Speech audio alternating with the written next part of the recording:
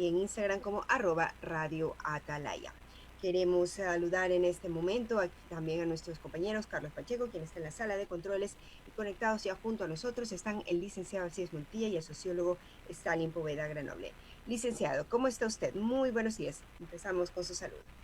Buenos días, Teresa, y también saludamos al director del programa, Stalin Poveda, y también, por supuesto, a Carlos Julio Pacheco, que está en los controles. Pero en primera línea tenemos que saludar indudablemente a nuestros radio oyentes, a los que ya están en sintonía de este programa en Guayaquil, en el Ecuador y en todo el mundo. Atalaya se escucha en todo el mundo a través de nuestras variadas redes sociales con las que cuenta esta emisora. Como siempre, a todos los que están oyéndonos, gracias por escucharnos. Reciban de nosotros un abrazo imaginario a la distancia. Sí es, y el abrazo en este momento también es para el sociólogo Stalin Poveda Granoble, a quien le decimos muy buenos días. Buenos días, ecuatorianos. Quiero saludar también a Teresa Merchán, nuestra compañera, también al compañero Alcides Montilla y Carlitos Pacheco. Una agenda bastante interesante, como todos los días. Hoy la vamos a verificar con los titulares de los medios impresos que traen sus primeras planas. Teresa, buenos días y adelante. Claro que sí, vamos a iniciar este recorrido informativo con diario El Universo, cuya portada impresa destaca un nuevo plazo para deudores por la banca, esto por efectos de la pandemia. Una resolución de la Junta Política de Regulación Monetaria y Financiera establece un nuevo plazo para registrar las cuentas vencidas en la banca. Este se aplica desde el pasado 31 de octubre hasta el 30 de junio de 2021. Así, durante este periodo, cada vez que una operación quede vencida, se le otorgan 61 días más antes de registrarla como tal. Y en la foto principal de este diario destaca la denuncia que hace un comerciante contra Metropolitanos por lesiones. En la fiscalía, Jorge Borja denunció a 8 agentes que el domingo le quitaron su triciclo. El video se hizo viral y también se generó una serie de comentarios y posiciones al respecto. Por otro lado, incumplimientos en empresas de Durán. Más de 350 empresas e industrias están asentadas en Durán, según la alcaldía de ese cantón. Luego del incendio de Procarsa, se investiga a las que no han renovado sus permisos anuales obligatorios con el o implementado correcciones dispuestas tras ser clausuradas o visitadas por la autoridad. En el caso de Procarce, el alcalde de Durán, Dalton Narváez, afirmó que se le sancionará porque la cartonera no tenía permiso para almacenar bobinas de papel. En otros temas también nos dice El Universo, ocupación de UCI en Quito, de las camas de UCI en Quito está al 66%. La demanda a causa del COVID-19 está al alza, pero aún hay espacios. Por otro lado, la Corporación Financiera Nacional subasta cuadros de los años 60. Entre las obras a exhibirse están Música y Luces de Eduardo Kingman. En otros temas, fiscal pide llamar a juicio a Eliseo Azuero. Lo señala por delincuencia organizada en el caso del hospital de Pedernales. Nos dice El Universo, ecuatoriano es líder en vuelta a Colombia.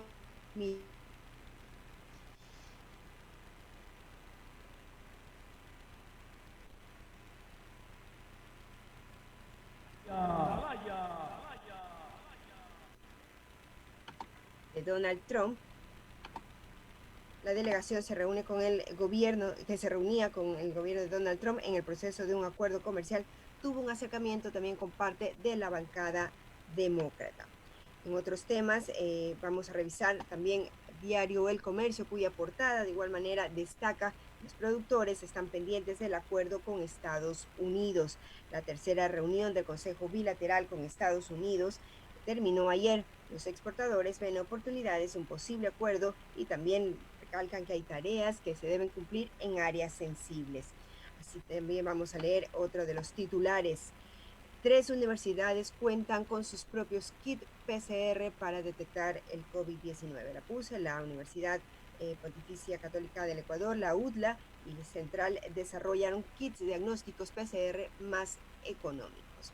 En otros temas, en 2 semanas se agotarán las pruebas de COVID-19 del Cabildo. Esto en Quito, la alcaldía explicó que le quedan 3.053 test para detectar el virus y que se usarán en función de la demanda. El siguiente proceso, que puede durar 45 días, se destinarán $2 millones para comprar pruebas y el procesamiento. Así también Merino, el tercer presidente de Perú en 4 años, otro titular que destaca el comercio.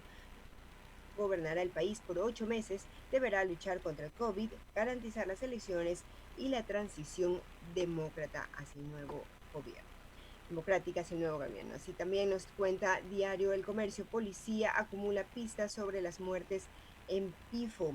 En otros temas, campesinos se reactivan con una tienda. Vamos ahora a compartir la información que trae también la portada web de Diario Expreso. Su nota principal, una información, una investigación que titula Un manto de sigilo cubre $37 millones en inversiones de Lispol. Por otro lado, la violencia política se cuela en la disputa por paridad, también anota este rotativo. Así también el interés por las carreras técnicas y tecnológicas está hoy al 98%, señalan algunos expertos que han evaluado la situación de la educación en el país.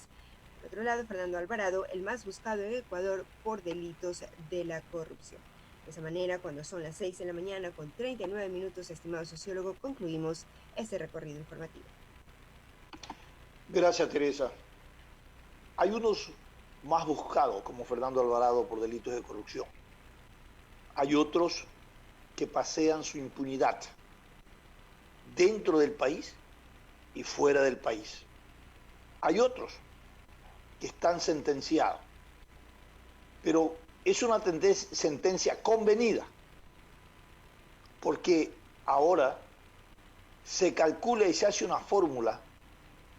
Aquellos corruptos que tienen objetivos y propósitos claros de llegar al poder o infiltrarse a través de grupos de poder en el sistema público, en las inversiones públicas, para robar, para cometer actos públicos, actos que pasan a ser después de dominio público cuando se descubre los actos de corrupción. Y digo que es una fórmula que la calculan porque dice, si yo me llevé 3 millones, me he robado 3 millones, he hecho negociado, la corrupción me dio 3 millones. Entonces calculo yo que esto me van a sentenciar por 4 años. Y luego, pues por mi comportamiento, por el tema abreviado y todas estas cosas, me va a bajar a 2 años. Y no solamente por eso, después con la colaboración que hago con la justicia, me va a bajar a 9 meses. Como ha ocurrido con algunos sentenciados, de antes y ahora. Y luego salen, por supuesto, a disfrutar del dinero mal habido, porque no se recupera nunca. Alcides siempre dice, más allá de la sentencia, es importantísimo, determinante, que se recupere el dinero. Aquellos que están detrás del dinero para la recuperación son los operadores de justicia, dicen que no hay los mecanismos jurídicos, legales para hacerlo. Entonces vienen y aquellos que han proclamado cero tolerancia a la corrupción, plantean un proyecto de ley para recuperar los dineros. Ese proyecto de ley, por iniciativa del Ejecutivo, por iniciativa de un diputado, por iniciativa de una presión social, va a la Asamblea Nacional y reposa el sueño de los justos. Mire toda esta historia, todo este recorrido. Y reposa el sueño de los justos y no se aprueba. Ahí están leyes, no una, 7 leyes, como Alcides nos precisaba en el programa anterior, no sé si son algo más, que están puestas, que están planteadas a nivel de la Asamblea Nacional para que se debata, se discuta, se apruebe, y ninguna de ellas hasta ahora se ha aprobado. Pero en todo caso, el problema no es solamente sentenciar.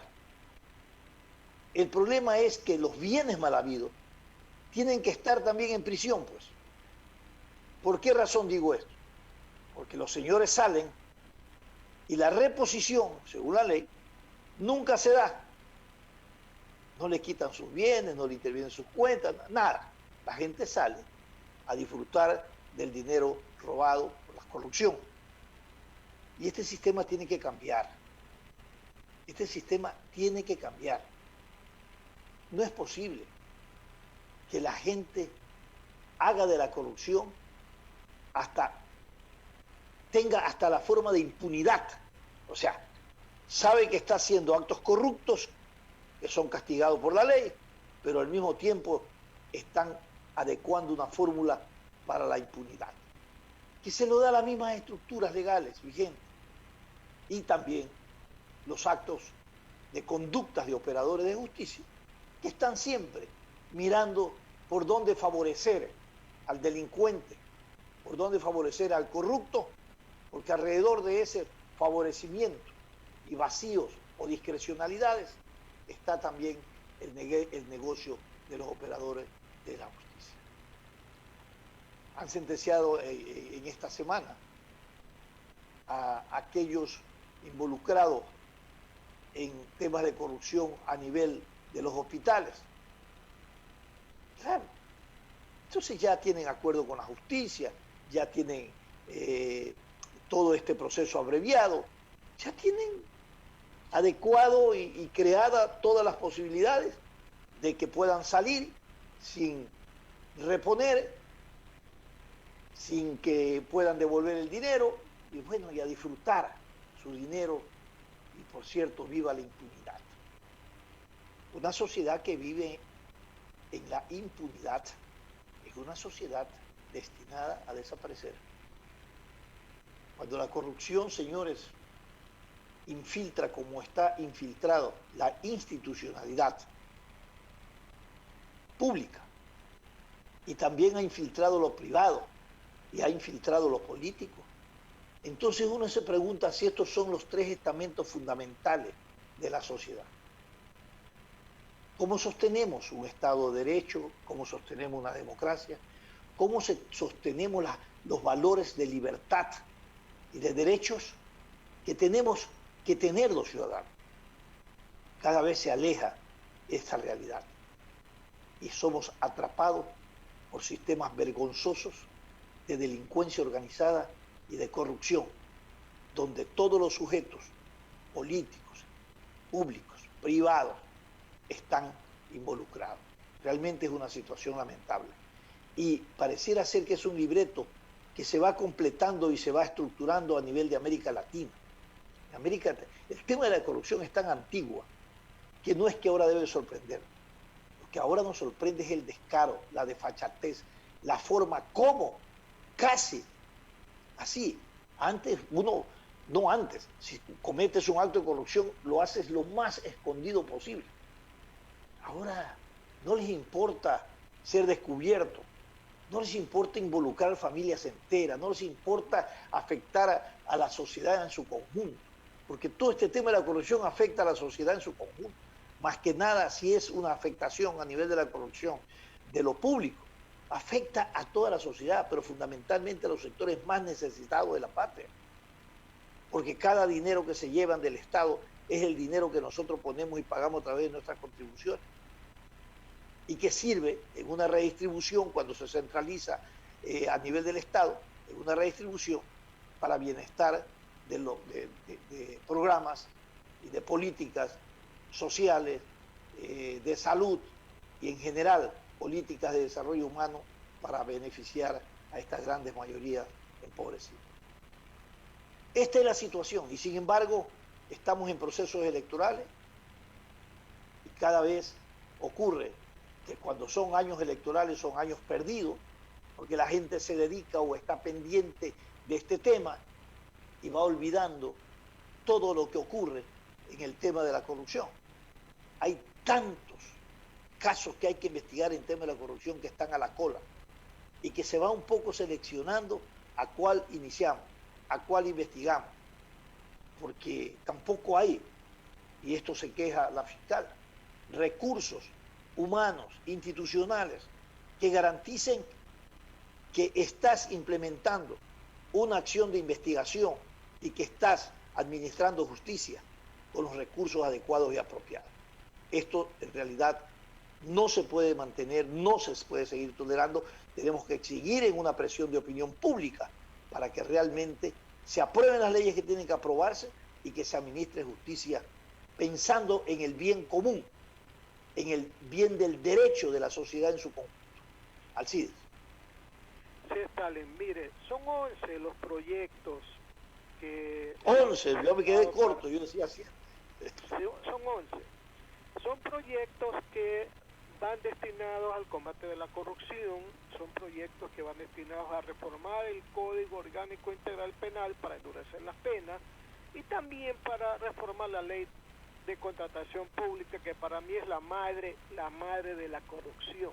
Pero mire nomás, la Fiscalía acaba de divulgar que solo por el tema de la pandemia, o sea, de la emergencia sanitaria que ocurrió entre marzo y ahora, están investigándose 157 casos de corrupción. De eso, pues, de la compra de las fundas para cadáveres, de las mascarillas, del alcohol, o sea, de eso, hay 157. ¿Cuántos millones? Muchísimos millones. Hay investigaciones en el Teodoro Maldonado Carbo, en el Hospital del IES de Los Ceibos, en Quito, en Guayaquil, en el Hospital de la Policía, en el del Guasma, en el Hospital de Machala, en el Hospital de Puerto Viejo, en el Hospital de Esmeralda. Muchísimos, 157. Pero sorpréndase.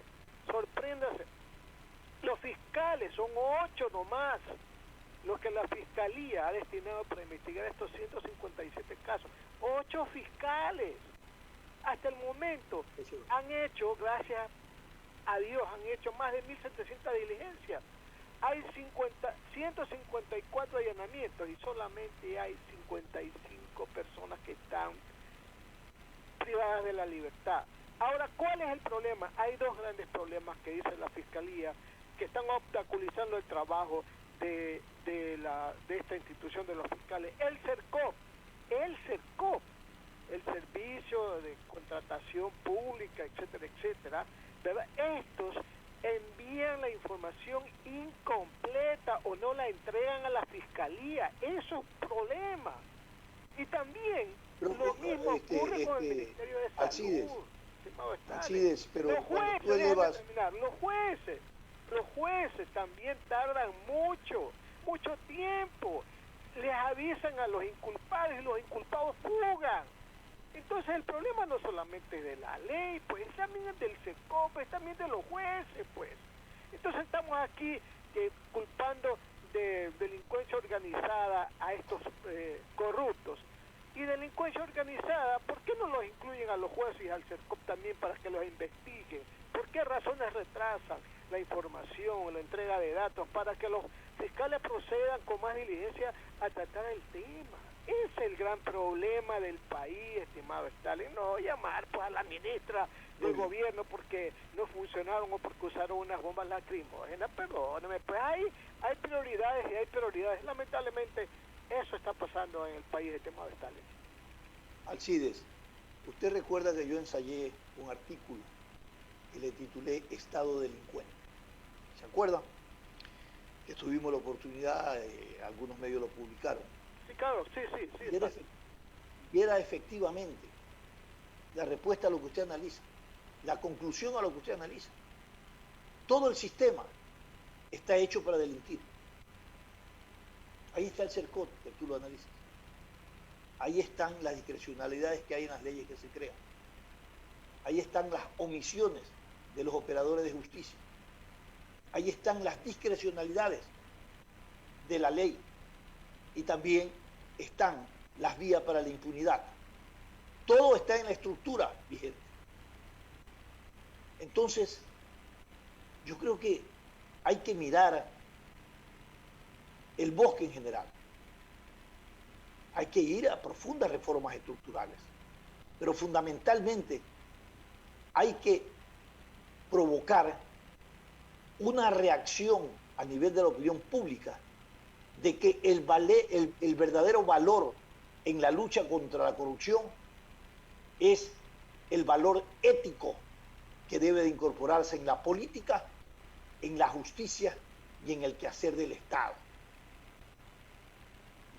porque al final concluimos que lo que más hay es ley en el país, leyes en el país, que tenemos una de las constituciones más de mayor avance en el progresismo de derechos y libertades, pero nada de eso ha servido para detener la corrupción en nuestro país. Realmente avergüenza que todos los días tengamos que describir formas, actos y delitos y condenas de temas de corrupción, cuando los principales problemas del país, que son salud, educación, empleo, oportunidades, no se tratan estructuralmente, no se tratan con la responsabilidad para solucionar estos males sociales, mientras que para el tema de la corrupción, ese mal que corroe los cimientos de la sociedad, se crean cada vez espacios de discrecionalidades que terminan en corrupción y lamentablemente en impunidad. Teresa.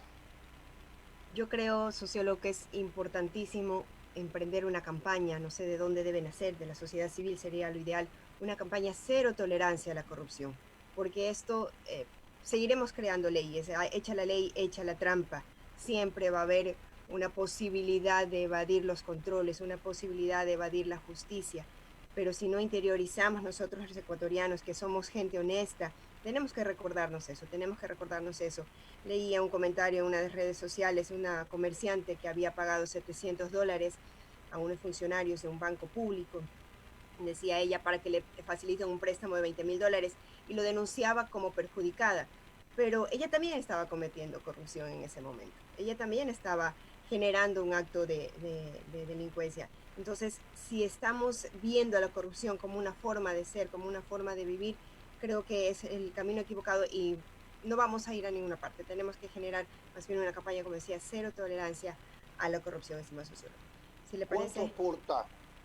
¿Cuánto aporta desde su análisis la vida en el entorno de la familia para esta gran revolución ética que demanda y exigimos desde la opinión pública, pero también cuánto aportamos y cuánto debemos, no decir solamente debemos, hay que hacer, debemos de hacer, y el debemos de hacer implica preguntarse cuánto aporto yo a esa lucha contra la corrupción. Hay distintas consignas que se han levantado como principio, la cirugía mayor contra la corrupción, cero tolerancia contra la corrupción, pero bueno, no deja de ser más allá de un enunciado. En la práctica nos involucramos porque es lo que recibimos como mensaje de las estructuras políticas, públicas. Recibimos un mensaje a la sociedad donde se va reproduciendo por la necesidad, de todas maneras y de todas formas, esas prácticas corruptas, desde el más simple y sencillo acto de mentir hasta el acto más bochornoso y condenable de robar. Esto es una secuela de hechos y acciones que no lo resuelven las leyes, que lo resuelve una revolución ética dentro de la sociedad. Así es. Y pasando de prácticas negativas, sociólogo, vamos más bien a darle un giro hacia lo positivo, a lo que sí debemos replicar. 6:57 a.m. Para eso damos la bienvenida a esta hora a Gabriela Sarmiento Benítez, egresada de la Facultad de Comunicación de la Universidad de Casa Grande, quien nos va a comentar sobre el proyecto Pausa por una buena causa. Ya está con nosotros. Muy bien, Gabriela Stalin Boda le saluda, me acompaña Alcides Montilla y Teresa Merechán. Pausa para una buena causa. Realmente suena en rima y más allá de cómo suena este título de esta campaña, es importante establecer cuándo hacemos la pausa para las buenas causas, en qué momento y con qué objetivo. Queremos conocer de primera mano cuál es el alcance de esta campaña. Buenos días y bienvenidos. Buenos días, ¿qué tal? Agradecerles el espacio el día de hoy para comentarles un poco más de ese proyecto. Bueno, Pausa por una buena causa, como él está mencionando, nació en el 2016, asimismo por estudiantes, y el foco principal de este proyecto es poder hacer una pausa en su momento inició para poder hacer una pausa y dar el brazo para poder donar plaquetas. Ya, la donación de plaquetas no es tan visibilizada como la donación de sangre, pues tenemos un banco de sangre, pero no tenemos un banco de plaquetas. ¿Y para qué sirven las plaquetas? Bueno, las plaquetas son las responsables de coagular la sangre. Son las A ver, responsables de hacer para ir entendiendo, Gabriela, para ir entendiendo, la plaqueta sale de la sangre. Claro, es un componente de Claro, la sangre. O sea, es porque la la que gente hace... puede pensar que tengo que ir a dar plaquetas y eso no existe separado de la sangre. No, claro, sí, sale de la sangre. O sea, es como un componente que se extrae de la sangre y es la responsable de hacer esa carachita cuando tú tienes heridas y evita las hemorragias. Correcto. ¿Qué pasa? ¿Para quién sirven las plaquetas en este caso? Para las personas con tratamientos para el cáncer. Pausa por una buena causa se enfoca en poder conseguir voluntarios, donantes voluntarios de plaquetas para los niños con cáncer. Ya, esto surge porque el que dirige este proyecto, que es mi profesor y mi tutor de tesis, él perdió a uno de sus hijos por el cáncer y por esta necesidad que es poco visibilizada. Entonces decidió poner este proyecto y poder conseguir estos donantes voluntarios. Bueno, así surgió el proyecto, se ha estado dando durante estos 4 años. Sin embargo, este año por la pandemia ha sido muy difícil poder conseguir donantes y más que todo como que poder salir a las calles o convocarlos al hospital. Trabajamos junto con Solca, con Fundación Floppy y la Casa Ronald McDonald, que nos ayudan a costear los exámenes de los donantes, porque para eso son muy costosos. O sea, más o menos para darles una estadística, 1 de cada 10 puede ser donante de plaqueta, porque tiene que cumplir ciertos requisitos. La vena tiene que ser un poco gruesa. Correcto. ¿Cuáles son esos requisitos? Porque yo digo, a ver, yo quiero colaborar por esta causa, quiero hacer una pausa en mi vida y ser solidario. ¿Qué características debo tener? ¿Dónde debo de ir? ¿Y cómo debo realizar? Claro. O sea, nos pueden contactar a nosotros por medio de nuestras redes sociales, nos encuentran en todos lados como Pausa por una Buena Causa y también a través de nuestra página web, es www.pausaporunabuenacausa.org y ahí hay un formulario donde puedes inscribirte, están los requisitos, uno de ellos te tienen que evaluar, tienen que hacerte unos preexámenes para saber, pero el requisito mayor es poder tener una vena bien gruesa. Obviamente nosotros decimos, yo creo que la tengo gruesa, pero eso solo te lo puede evaluar un doctor, porque es un proceso de 45 minutos donde te extraen la sangre, le quitan las plaquetas y te la devuelven. Entonces, nos pueden contactar. Perfecto. La Fundación Ronald McDonald, con quien se coordina o es una institución que está dentro de esta campaña. Conozco personalmente ese trabajo humanitario, solidario que tiene. He visitado inclusive por temas de coordinación de algunos temas que en su momento hemos realizado sus instalaciones. Realmente ahí se hace un trabajo digno de imitarlo en términos del valor solidario y humano que debemos de tener todos y cada uno de nosotros.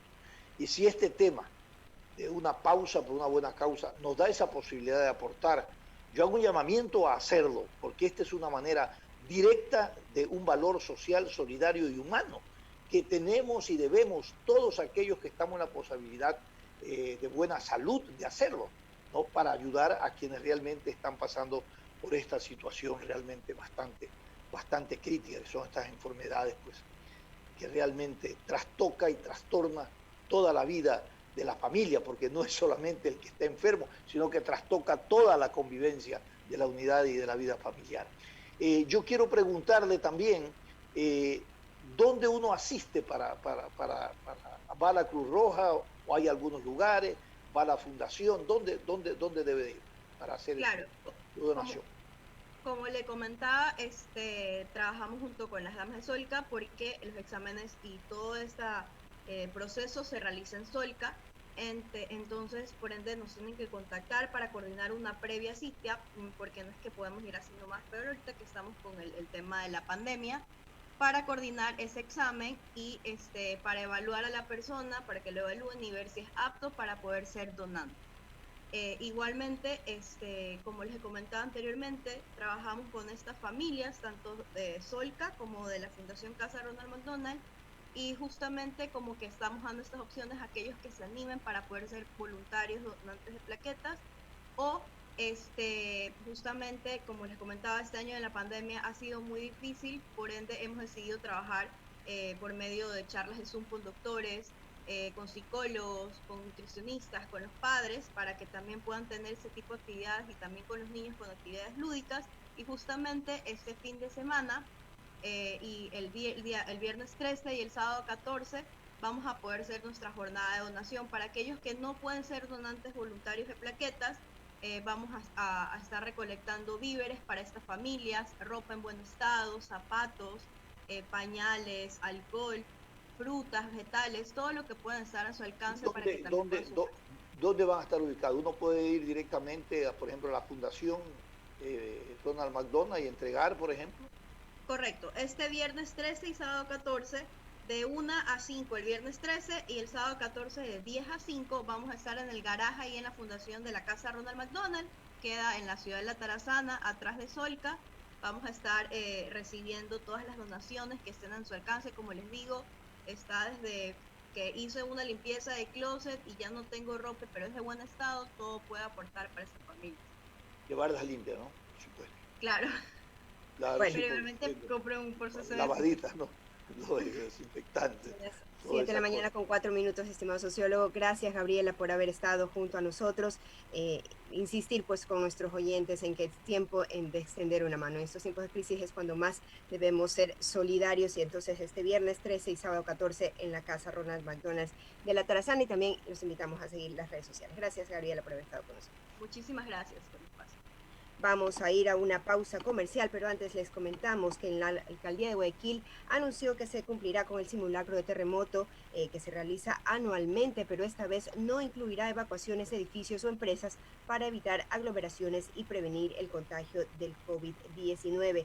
Este simulacro, que se realiza cada año, pues se continuará realizando también con la coordinación de todas las entidades como las Fuerzas Armadas, la Policía, los agentes de tránsito, la Cruz Roja y grupos voluntarios de protección civil, entre otras entidades.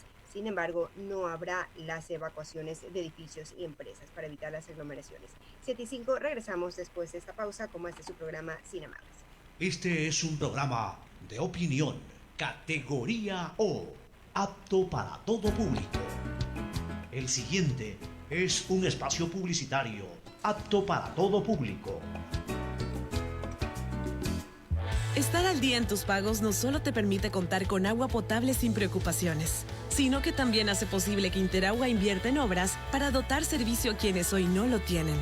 A partir del 14 de noviembre reiniciaremos los cortes por deudas acumuladas. Ponte el día en tus pagos con Interagua. Aprovecha las facilidades, descuentos y convenios de pago que tenemos para ti. Consulta los planes de financiamiento por medio del app de Interagua, página web o llamando al call center 134. Interagua, siempre contigo. Ahora renovar tu permiso de bomberos es más fácil y rápido, tanto como ver las historias de tus amigos en Instagram, buscar tu video favorito en YouTube o subir una nueva foto de perfil en Facebook. Ahora tan solo debes entrar a www.bomberosguayaquil.gov.es y dar clic en servicios en línea. Allí podrás realizar el pago de tu permiso e imprimirlo online. Además, podrás ingresar tus obras o proyectos de construcción, todo desde la facilidad de tu hogar. Si necesitas más información, chequea nuestras redes sociales o escríbenos a serviciosenlinea@bomberosguayaquil.gov.es. Este es un mensaje del Benemérito Cuerpo de Bomberos de Guayaquil. Autorización número 01412, CNE, Elecciones Generales 2021. Ya son 200 años de independencia de esta libérrima ciudad que siempre sale adelante. Por eso nos sentimos en constante compromiso de trabajar al ritmo de Guayaquil, generando empleos a través de nuestras obras que ayudan a reactivar la economía de la ciudad y un servicio con agua potable de calidad para beneficiar a cada uno de los 3 millones de guayaquileños. También velamos por un futuro sostenible, trabajando arduamente en la conservación de nuestro río Daule, porque este bicentenario, el Guayaquil que soñamos, se levanta con obras. Autorización número 0729, CNE, Elecciones Generales 2021. Esto aún no termina. Por eso le digo a mi nieto que para jugar pelota siempre debe usar mascarilla. Y cuando vuelve, hago que se limpie para entrar a casa. No te confíes. El estado de excepción terminó, pero la pandemia sigue. Manos, mascarilla, distanciamiento y preocuparse de que todos cumplan las medidas de seguridad. Alcaldía de Guayaquil. Autorización número 0118. CNE, Elecciones Generales 2021. Guayaquil, a diferencia de otras ciudades, es la primera en avanzar en el tratamiento de aguas residuales, con la construcción del Sistema Integral de Tratamiento de Aguas Residuales, que incluye la construcción de 4 macroplantas. En la perimetral, Pantano Seco, funcionando al 100%.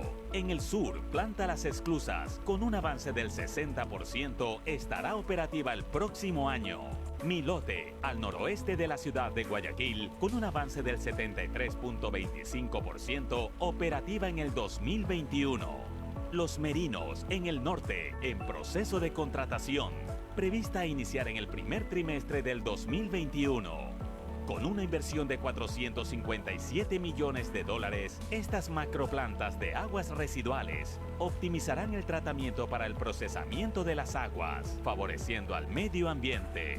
Así beneficiaremos a 3.010.000 habitantes con un Guayaquil con bienestar creciente, socialmente inclusivo y ecológicamente sostenible. EMAPAC y la Alcaldía de Guayaquil, haciendo realidad nuestros sueños. Autorización número 0. Fin del espacio publicitario. Usted está escuchando un programa de opinión, categoría O, apto para todo público. Sin amarres. Una mesa de diálogo donde sobresalen los temas de mayor interés social, económicos y políticos del país. Sin amarres, bajo la conducción del sociólogo Stalin Poveda Granobles.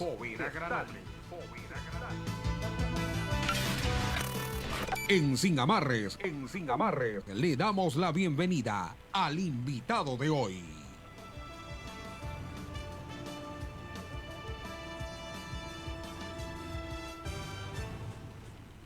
7 de la mañana con 10 minutos. Gracias por continuar en compañía de su programa Sin Amarres. En este momento queremos dar la bienvenida a nuestro siguiente invitado. Él es el magíster Guillermo Avellán Solines, director de investigación de la Fundación Ecuador Libre y columnista de diario El Universo y La República, con quien haremos un análisis del panorama económico del país. Ya está conectado con nosotros, estimado socio.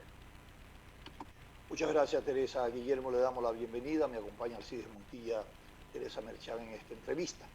Un poco para analizar el panorama internacional en el marco de las elecciones en Estados Unidos y qué tipo de afectación podría tener en la línea de las negociaciones que Estados Unidos y Ecuador están en el Tratado de Preferencias Arancelarias, que fijarán, por supuesto, una hoja de ruta para este acuerdo comercial. Buenos días y bienvenidos. Muy buenos días, Stalin. Muy buenos días, Teresa. Un saludo cordial a todos los radioescuchas de Radio Atalaya. El cambio de gobierno que va a ocurrir en Estados Unidos no debería afectar de ninguna manera el acuerdo comercial que se quiere tener con Estados Unidos. Estados Unidos afortunadamente tiene la institucionalidad, independientemente de quién lo gobierne, para que el Departamento de Estado y la Secretaría y el Departamento del Comercio puedan avanzar con un acuerdo comercial con Estados Unidos. Yo creería que tanto del lado demócrata como republicano y en Estados Unidos va a haber el respaldo suficiente para que se pueda dar esto muy probablemente con el próximo gobierno, dado que ya quedan pocos meses para el actual gobierno, pero se puede seguir avanzando y ya se han dado pasos importantes, como por ejemplo el hecho de que las flores ecuatorianas van a entrar sin arancel, que ya es un paso positivo, y creo que el Ministerio de Comercio Exterior puede avanzar de alguna manera para dejar una agenda mucho más clara para el próximo gobierno. Guillermo, le quiero preguntar, más o menos hace 16, 17 años fueron los últimos intentos cuando se trataba de lograr un tratado de libre comercio que después cambió en el gobierno de Rafael Correa y dijo que de libre comercio no tenían absolutamente nada de estos tratados y que debe llamarse son acuerdos comerciales. Y en esa perspectiva, ha pasado tanto tiempo, hoy por hoy, ¿cree usted que hay un escenario adecuado, apropiado para avanzar, determinar una ruta y concretar ese acuerdo? Porque hoy estamos trabajando con las preferencias arancelarias, ¿no? Y esas pues se renovan cada año y no siempre se encuentra o se logra que los aranceles evidentemente a ciertos productos que todavía tenemos elevados con nuestro socio comercial fundamental que es Estados Unidos, no bajen y se mantengan. Sí, yo veo que el panorama es positivo.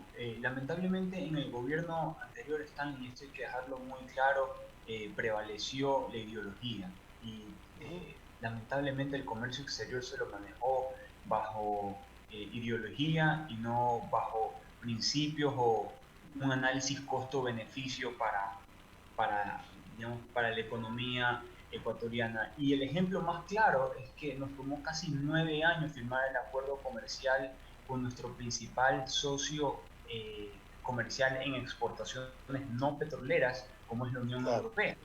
Se inventaron que iban a destruir industrias, que nos íbamos a quedar sin dolarización si se firmaba el acuerdo comercial con la Unión Europea, y nada de eso ha pasado. Lo que sí ha pasado en el caso de Estados Unidos es que se ha perdido mucho tiempo para que nuevas exportaciones, nuevos productos puedan llegar a dicho país. Y mientras tanto, nuestros países vecinos como Colombia y Perú han podido profundizar sus relaciones comerciales con Estados Unidos y han ganado tiempo al poder exportar y ampliar su abanico, su oferta exportable a los Estados Unidos, que es nuestro principal socio comercial si consideramos también el sector petrolero. Claro, y eso nos ha puesto en desventaja competitiva con los países en territorio cercanos, próximos, y que no tienen una economía dolarizada, que tienen una economía de otro tipo, que pueden acceder a esos mecanismos para generar competitividad en términos de exportación y de intercambio comercial. Exactamente, que es muy importante para fortalecer la dolarización. La dolarización se fortalece con más dólares en la economía, y en ese sentido las exportaciones no petroleras cumplen un rol muy importante en la medida que permiten diversificar los productos que salen a otros países y por ende los dólares que llegan a nuestro país, y de alguna manera un poco disminuir la dependencia que se tiene del sector petrolero, que ha sido evidente en las últimas 3 recesiones ya, de 2008, 2009, 2015, 2016, y en esta recientemente, que una caída del petróleo tiene efectos muy nocivos para la economía ecuatoriana. Entonces, perfecto, continúa esta importante entrevista Alcides Montilla. Alcides. Gracias, saludamos a don Guillermo, le saluda el periodista Alcides Montilla. Vayamos a lo nacional y en lo que tiene que ver con la difusión de los planes de gobierno que están ya sacando los candidatos presidenciales. Hay uno que podría ser reiterativo en el punto que propone, el de Paul Carrasco. Él habla, don Guillermo, y sería muy interesante que usted lo comente, él habla que actualmente los bancos tienen 9.000 millones de dólares afuera, rindiendo intereses, al igual que también lo tienen algunos ciudadanos y empresarios que tienen plata afuera. Y él dice que ellos no pagan impuestos y que sería bien que esa plata regrese al Ecuador para que sirva pues para el financiamiento, etcétera, etcétera. Esa figura, ¿cómo la toma usted? ¿Qué le parece, don Guillermo? Bueno, a mí la verdad me parece demagógica, digamos, el comentario, no hay ninguna propuesta detrás de eso. Hay que hablar muy claro con esto y explicarle a la ciudadanía. Para los bancos no es negocio tener plata en el exterior. En el exterior los intereses, tal vez el señor Carrasco no conozca sobre esto, pero los intereses que se pagan en el exterior son mínimos, por lo tanto los bancos realmente no generan rendimientos, utilidades altas por tener dinero en el exterior. Si lo tienen, es lamentablemente porque el Banco Central del Ecuador no asegura la liquidez necesaria, dado que el Banco Central ha prestado parte de los dineros que recibe, ya sea al Ministerio de Economía y Finanzas o a la banca pública, y por lo tanto los bancos tienen dinero tanto aquí en el país como en el exterior, que es líquido, que lo pueden convertir rápidamente en efectivo para devolvérselo a sus clientes. Eso en relación a los bancos. Ahora, las personas jurídicas o personas naturales que tengan en el exterior dinero, para que lo traigan hay que generar confianza. Y con ese tipo de comentarios no se genera ningún tipo de confianza. Hay que hacer reformas muy importantes en el campo económico, en el campo monetario y financiero, para atraer capitales, para generar más competencia, para que vengan grandes bancos internacionales. Y para eso necesitamos normativa bancaria y bursátil de primer mundo. Por ejemplo, nuestro mercado bursátil es muy pequeño. La capitalización del mercado bursátil no supera el 11% del Producto Interno Bruto, es decir, lo que representa el mercado bursátil, mientras que en países como Colombia representan el 60%, ¿verdad? En el caso de Chile, más del 80% del Producto Interno Bruto representa el mercado bursátil. Y ese es un mecanismo a través del cual medianas, pequeñas y grandes empresas se podrían financiar. Entonces hay que atraer a la banca internacional, hay que atraer a la inversión extranjera. La inversión extranjera no representa menos del 1% del Producto Interno Bruto.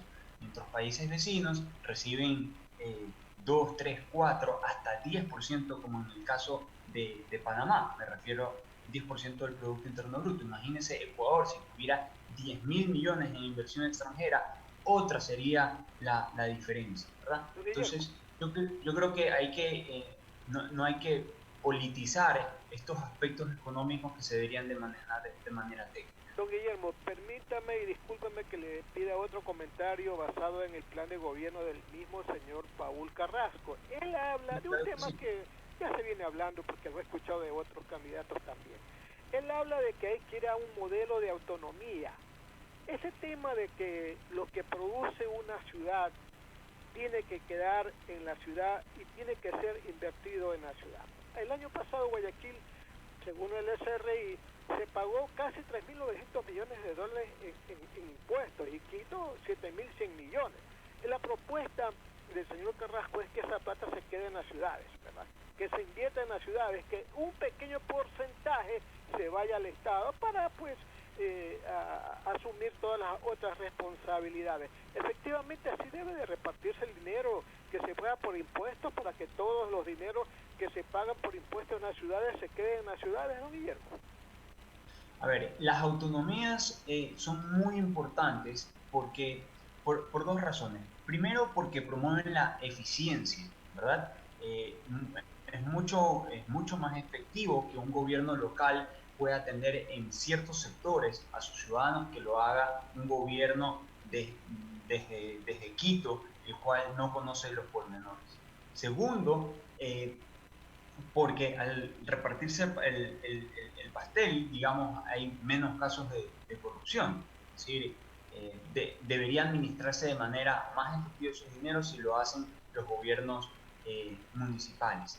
Y también por un componente de justicia, es decir, en la medida que los países los cantones o las provincias que más producen deberían recibir un poco más por el hecho de que tienen también una población más grande. Ahora, no podemos olvidar el componente de solidaridad, es decir, las autonomías sí tienen que venir acompañadas de un componente de solidaridad, pensando en el país, no solo pensando en ciertos cantones, para asegurar también el desarrollo de ciertas áreas que están rezagadas en el país y que necesitan aportes del gobierno central. Entonces, las autonomías lógicamente se deben de respaldar y es algo muy importante para llegar de manera efectiva con la obra pública a todos los rincones del país, pero sin olvidar este componente de solidaridad, el cual se lo puede lograr a través del gobierno central también. Stalin, ¿tú continúas? Bueno, pues parece que Stalin ya no está. Permítame otra pregunta, don Guillermo, para terminar el programa, ¿verdad? Usted sabe que hay un acuerdo, ya todo el mundo lo sabe, del gobierno con el Fondo Monetario. Hay una serie de condiciones todavía para que se sigan fluyendo los recursos, ¿verdad?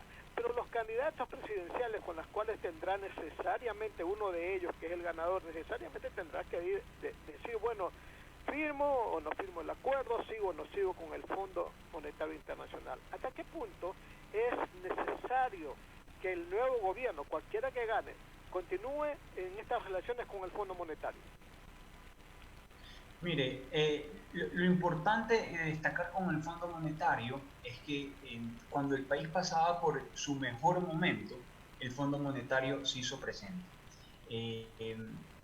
Lamentablemente, la crisis económica provocada por el COVID-19, pero también por la caída del precio del petróleo, y recordemos la ruptura de los dos oleoductos petroleros, ha provocado que el déficit fiscal, es decir, la diferencia entre ingresos y egresos, se duplique. Es decir, estamos hablando de un déficit fiscal que supera ya el 8% del PIB, algo sin precedentes en el país, y lógicamente se necesita recibir financiamiento para poder pasar esta crisis. Caso contrario, lo único que sucedería es que se profundizaría esta crisis. Entonces, en ese momento se hizo presente el Fondo Monetario Internacional con un programa de 6.500 millones para los próximos 27 meses, ¿verdad?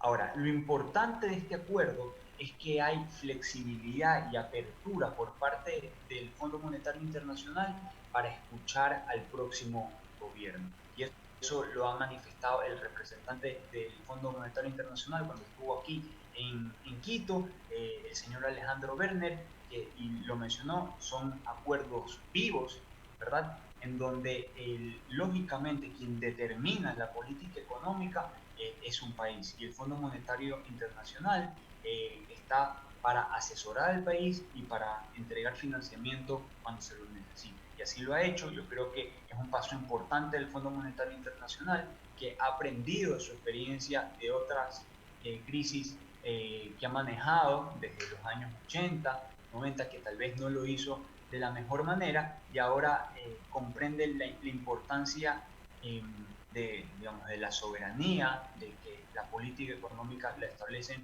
los países, y yo creo que hay la apertura suficiente para que ese acuerdo sea perfectible, porque no es completo actualmente ese acuerdo. Muy bien, Guillermo Babián, queremos agradecerle su análisis y esta consideración de todos quienes están en sintonía de este programa. ¿Hemos terminado, Teresa? Así es, son las 7 de la mañana con 26 minutos. Agradecemos a Guillermo Babián por haber compartido con nosotros sus criterios acerca del panorama económico de nuestro país. También a nuestros oyentes y a quienes nos han acompañado también a través de nuestras redes sociales. Los dejamos en buena compañía y a continuación el enlace semanal de la Alcaldía de Guayaquil. Sigan en sintonía de Radio Atalaya. Sin amarres.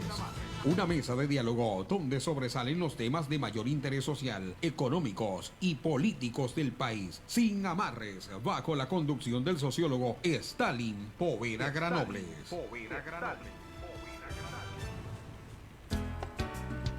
El siguiente es un